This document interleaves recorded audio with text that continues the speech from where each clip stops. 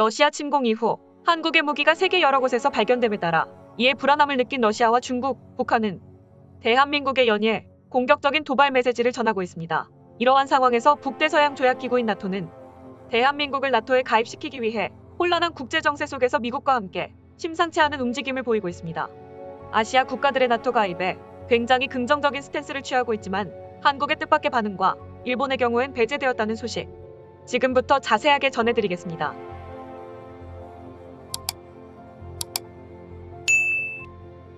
네덜란드의 해군 대장이자 북대서양조약기구 나토의 롯바우어 군사위원장은 우크라이나에 대한 지원이 한국에서도 계속되기를 희망한다고 밝히며 꾸준히 한국의 지원을 요청하고 있습니다. 비살상용 지원만이 아닌 살상용 무기 지원과 인도적 지원까지 요청하며 우크라 지원에 힘을 써달라고 덧붙였습니다. 그는 사태의 핵심은 러시아가 규범에 기반을 둔 국제 질서를 바꾸려고 하는 것이라며 영내 나토의 파트너국인 한국과 호주, 뉴질랜드를 비롯해 민주주의 국가들의 국제 규범을 지키기 위해 함께 싸우는 것이 매우 중요하다고 말했습니다. 하지만 이러한 요청은 한국에 아무런 이득이 될 만한 게 없습니다. 서방과의 외교도 중요하고 나토 가입이 되면 좀 더 세계적으로 나아갈 수가 있겠지만 지금처럼 혼란한 국면에 마주한 한국의 지정학적 위치에선 오히려 마이너스인 상황입니다. 냉정하게 국익을 생각한다면 나토 가입은 불필요한 외교 스탠스이며 나토의 한국 가입 권유는 대신 싸워줄 군인과 한국의 최첨단 무기가 필요하기 때문입니다. 강력한 군사력을 바탕으로 중립 상태를 지키며 자주 국방을 이뤄나가는 것이 최선입니다. 한국이 미국과 유럽의 대리전 전사를 스스로 자초할 바보가 되면 안 된다는 것입니다. 미국 외로 동맹을 맺을 이유도 없고 그저 한국 자체의 힘을 키우고 기존의 동맹만을 유지하는 전략이 필요하고 첫 단추를 핵무장으로 가야 하는 게 맞습니다. 그리고 나토 가입이라는 게 국격이 승격되는 것이 아닙니다. 이것은 아직도 서양을 한국보다 우위에 두고 하는 말입니다. 물론 듣기도 좋고 영광스러운 자리임에는 충분하지만 역설적으로 바꿔 듣게 된다면 미국이든 유럽이든 한국을 총알바지로 세우려고 강요하는 것이며 그것은 또한 미국과 유럽 자국에서의 전쟁을 안 하고 동북아를 화약고로 만들려는 생각입니다. 한국의 세계적 위치를 고려한다면 냉정하게 판단해야만 합니다. 지금같이 전쟁이 벌어지고 있는 상황에 철저하게 국익을 계산하여 나토 가입을 했을 경우 어떤 상황이 펼쳐질지 어떻게 흘러갈지에 대한 수를 읽어 상황에 맞는 대처를 해야 합니다. 동맹은 필요하나 나토 동맹은 지금 한국에 전혀 필요하지 않은 동맹입니다. 미국과 동맹만으로도 충분하고 틈만 나면 뒤통수를 치려는 일본과 경제적으로 중국에 휘둘리지 않기 위해서라도 인도 동아시아 무대를 더 개척하고 러시아의 로켓 기술 등 아직 한국이 배워야 할 게 많으며 러시아도 한국과 경제적으로 우호적인 관계에 있습니다. 국익을 취하며 상생하는 방안이 최선이며 나토 가입은 구실과 명분으로 한국의 퇴보로 이어질 수 있습니다. 이러한 상황에서 호시탐탐 동북아를 화약고로 만들며 전쟁을 통해 부당한 이득을 얻으려는 야욕에 가득 찬 일본은 나토에 가입하기 위해 전력을 다하고 있습니다. 일본 정부는 러시아뿐만 아니라 중국을 견제하기 위해 나토 협력에 적극으로 나서고 있습니다. 하야시 요시마사 외무상은 국제 질서가 심각한 도전을 받고 있는 지금이야말로 유럽과 인도태평양 지역의 안보를 분리해 논의할 수 없다며 나토와 일본을 포함한 파트너 국가들과의 공조를 강화하고 나토 정식 회원국으로 인정을 해줘야 한다고 말했습니다. 일본 요미우리 신문은 일본이 나토와 협력을 강화하는 배경에는 아시아에서 군사적으로 대두하는 중국이 있다고 전했습니다. 그런데 이 가운데 뜻밖의 사실이 미 정계에서 흘러나오며 나토에서 정식으로 초청한 파트너 협력국 중 나토가 바라는 아시아 국가는 4개국이 아닌 3개 국가가 될 수 있다는 소문이 퍼졌으며 기정사실화돼가고 있습니다. 러시아와 거리를 두며 미국과의 공조를 강화하는 가운데 일본은 그 어떤 국가보다도 먼저 미국의 손을 잡은 나라로 향후 미국의 태평양 플랜에 있어 핵심 국가가 될 것으로 생각했으며 이는 일본에서도 마찬가지였습니다. 하지만 미국은 이번 나토 정식 회원국 초청에 일본을 배제하고 한국만을 공식 초청하기로 했는데요.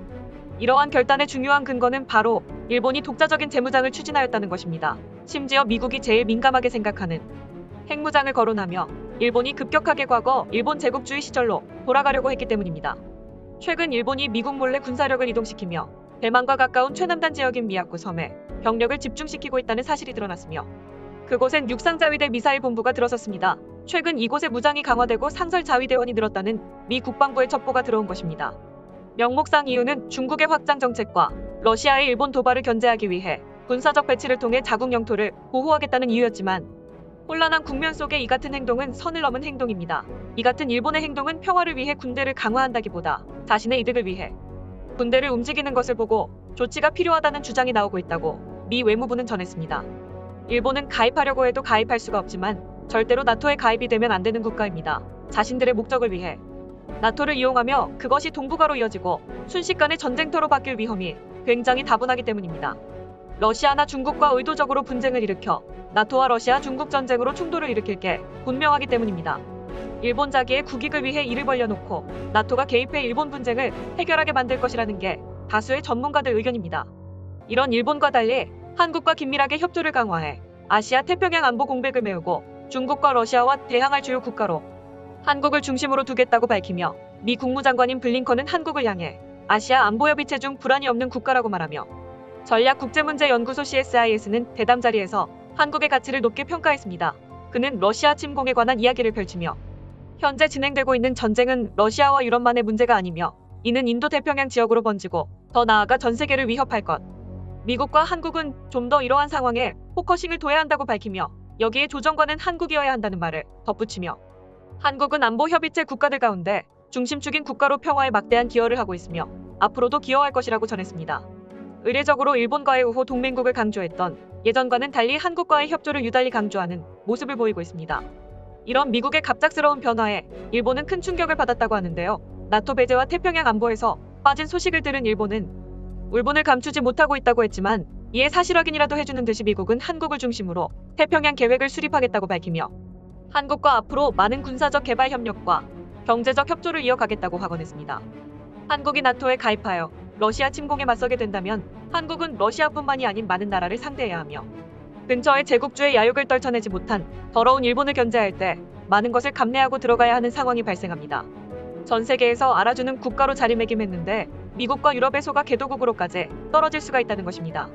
현재 한국은 미국 외로 견주어 상대할 만한 국가가 없습니다.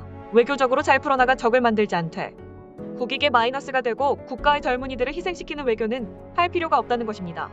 한국의 제일 인접한 국가인 북한을 상대로 국방력을 강화하며 발전시켜 가야 하고 일본을 견제하는 데 신경을 써도 모자를 판에 저 멀리 있는 유럽의 동맹에까지 발을 얹으며 유럽의 혼란한 정세까지 감당하기에는 한국의 지리학적 위치에 굉장히 부적합한 외교이며 경제적으로도 큰 리스크를 떠안게 될 수 있습니다. 한국이 세계 평화에 기여한다는 것은 굉장히 뜻깊고 좋은 일이지만 이런 식의 접근은 아니라는 것입니다. 우크라 꼴이 나지 않기 위해서 자주 국방을 하며 핵무장을 하는 것이 가장 큰 숙제이고 미국은 동맹이라는 이름으로 한국에 계속해서 간섭을 하고 있습니다. 이러한 꼴을 더 이상 보지 않기 위해 그리고 언제든 벌어질 수 있는 동북아시아 전쟁에 대해 항상 생각하고 고려하며 선진국으로서 제 역할을 다할 수 있는 날이 올 때까지 자주 국방과 자주 외교를 해나가야 합니다. 이상 단군 뉴스였습니다. 영상의 구성은 외신 뉴스를 참고 및 인용하였습니다. 여러분들의 구독과 좋아요는 저에게 큰 힘이 됩니다. 오늘도 영상 시청해주셔서 감사드립니다.